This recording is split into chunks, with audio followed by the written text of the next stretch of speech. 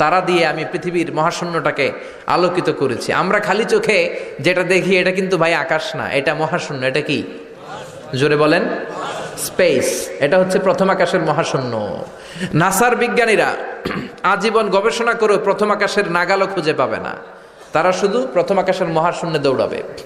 তার অনেক অনেক অনেক উপরে প্রথম আকাশ, তারপরে দ্বিতীয় আকাশের মহাশূন্য, তারপরে দ্বিতীয় আকাশ, তারপরে তৃতীয় আকাশের মহাশূন্য, তারপরে তৃতীয় আকাশ। একটার চেয়ে একটা বড়। বিশ্বনবী বলেন, কত বড় তোমার হাতের আংটি যদি মরুভূমিতে ছুঁড়ে ফেলে দাও, বিশাল মরুভূমির তুলনায় তোমার আংটি যত ছোট, আল্লাহর দ্বিতীয় আসমানের তুলনায় আল্লাহর প্রথম আসমানটা ঠিক তত ছোট। একটার চেয়ে একটা বড়। তারপর আমরা কই সব আমার। কত ক্ষুদ্র আমি, কত তুচ্ছ আমি মহাবিশ্বের তুলনায়, কত নগণ্য আমি। আমরা রাজামেহারে বসে আছি। এটা দেবিদ্বার থানায় না? দেবিদ্বার থানা হচ্ছে কুমিল্লা 17-18টার থানার একটা থানা। এরকম 64 কুমিল্লা হচ্ছে 64 জেলার এক জেলা। এরকম 64টা জেলা মিলে আমাদের সুজলা সুফলা শস্য শ্যামলা ডিজিটাল বাংলাদেশ। এই ডিজিটাল বাংলাদেশ মনে হয় পৃথিবীর সবচেয়ে বড় দেশ নাকি? ছোট্ট। ভারত আমাদের 20 গুণ বড়, কানাডা প্রায় 100 গুণ বড়, রাশিয়া 150-200 গুণ বড় হবে। এরকম 200টা দেশ মিলে পৃথিবীর স্থল 30 ভাগ স্থল, আর 70 ভাগ শুধু হানি আর হানি, শুধু পানি। এই পানি আর স্থল মিলে আমাদের এই পৃথিবীটা সৌরজগতের ছোট্ট সাইজের একটা গ্রহ। যারা সৌরজগৎ নিয়ে কিছু পড়াশোনা করেছেন, কত বড় বড় গ্রহ আছে। বৃহস্পতি নামে একটা গ্রহ আছে, পৃথিবীর চেয়ে অনেক গুণ বড়। এই যে সূর্যের কথাই ধরা যাক, যে সূর্যের আলো পেয়ে আল্লাহ আমাদেরকে আলো দিয়ে বাঁচিয়ে রেখেছেন, এই সূর্যটা পৃথিবীর চেয়ে 13 লক্ষ গুণ বড়। কেন ইমাজিন? আমরা শুধু সুবহানাল্লাহ কইতে পারি, আসলে কি আমরা কল্পনা করতে পারি? আমাদের কল্পনার রেঞ্জের মধ্যে তো এটা আনাই যায় না। 13 লক্ষটা পৃথিবী সূর্যের মধ্যে রাখার জায়গা করে দিয়েছে কে? তার মানে সূর্যই কি বড় তারা? না, এর চেয়ে বড় তারা আছে। বেটেলজিউস নামে একটা তারা আছে, যে সূর্য পৃথিবীর চেয়ে 13 লক্ষ গুণ বড়। ওই বেটেলজিউস তারা আবার সূর্যের চেয়ে 33 কোটি গুণ বড়। তার মানে বেটেলজিউসই কি মহাবিশ্বের সবচেয়ে বড় তারা? না, আরো কত বড় তারা আছে। এরকম কয়েক বিলিয়ন তারা আছে আমাদের গ্যালাক্সিতে, মানে আমাদের মিল্কি ওয়েতে। এরকম কত বিলিয়ন, ট্রিলিয়ন, জিলিয়ন, ফিলিয়ন, অক্ট্রিলিয়ন গ্যালাক্সি আল্লাহ মহাশূন্যে ভাসিয়ে রেখেছে, পৃথিবীর কেউ জানে না। সুবহানাল্লাহ। চলেন আমরা একটা কাজ করি, পৃথিবীর সূর্যের পরে পৃথিবীর সবচেয়ে কাছের যে তারা প্রক্সিমা সেন্ট্রাই, ওই তারাতে শীতকালের পিকনিক করে আসি। যাবেন? কে কে যাবেন দেখি? হাত তোলেন। 1 2 3 4 5 6 7। অনেক সাহস আছে এলাকার লোকদের, অনেক হাত তুলছে। নামান, আর নেওয়া যাবে না। তো কি দিয়ে যাবেন?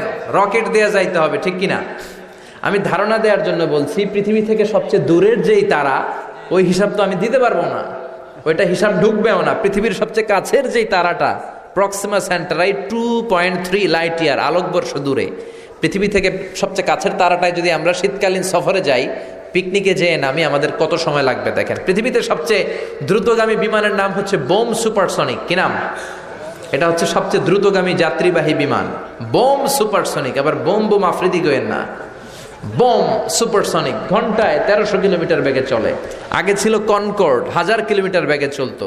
কিন্তু বোম সুপারসনিক দিয়ে যাওয়া যাবে না, কারণ প্যাসেঞ্জার প্লেন মাধ্যাকর্ষণ শক্তি ভেদ করতে পারে না। যেতে হবে রকেট দিয়ে। কোন রকেট? যে রকেট দিয়ে নীল আর্মস্ট্রং চাঁদে নেমেছিল, এটার নাম অ্যাপোলো 11। চলেন এইটা দিয়ে আমরা পিকনিকটা সাইরে আসি। যাবেন? আচ্ছা চলেন যাই।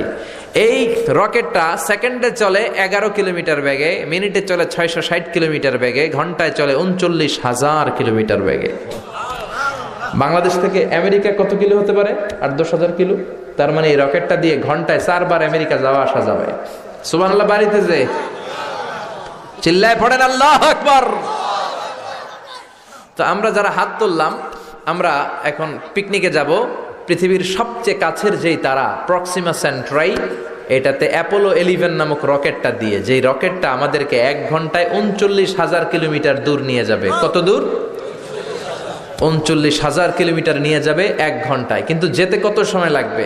এই রকেটটা দিয়ে আমাদের পৃথিবীর সবচেয়ে কাছের তারায় পৌঁছতে 1,15,000 বছর লেগে যাবে। ঘন্টায় 39,000 কিলোমিটার বেগে ছোটার পরেও 1,15,000 বছর লাগবে। আল্লাহ যদি বলে, যা আজহারি, তুই যখন শখ করছিস একটা, তোরে আর যারা হাত তুলছে তোদের সবাই 1,15,000 বছর হায়াত দিয়ে দিলাম। তো যদি দিয়ে দেয় তাহলে আপনারা মরে ভূত হয়ে যাবেন, আমরা যাইতেই থাকবো আমাদের নাতি পুতি সতি লতি ক্ষতি সব মরতে মরতে মরতে মরতে মরতে মরতে মরতে মরতে মরতে মরতে মরতে মরতে মরতে মরতে মরতে মরতে মরতে মরতে 6,000 জেনারেশন মরে যাবে। আমাদের 6,000 প্রজন্ম যখন মরে ভূত, তখন আমাদের নামার সময় হবে। সুবহানাল্লাহ কইতে পারলেন না? গ্রিক সভ্যতার টাইমে যদি কেউ এই সফরটা শুরু করতো, আজকে 2018 সালে পুরো সফরের 100%-এর মাত্র 4% কমপ্লিট হতো, আর 96% সফর তাদের বাকি থেকে যেত। যদি গ্রিকদের টাইমে কেউ সফরটা শুরু করতো। সুবহানাল্লাহ।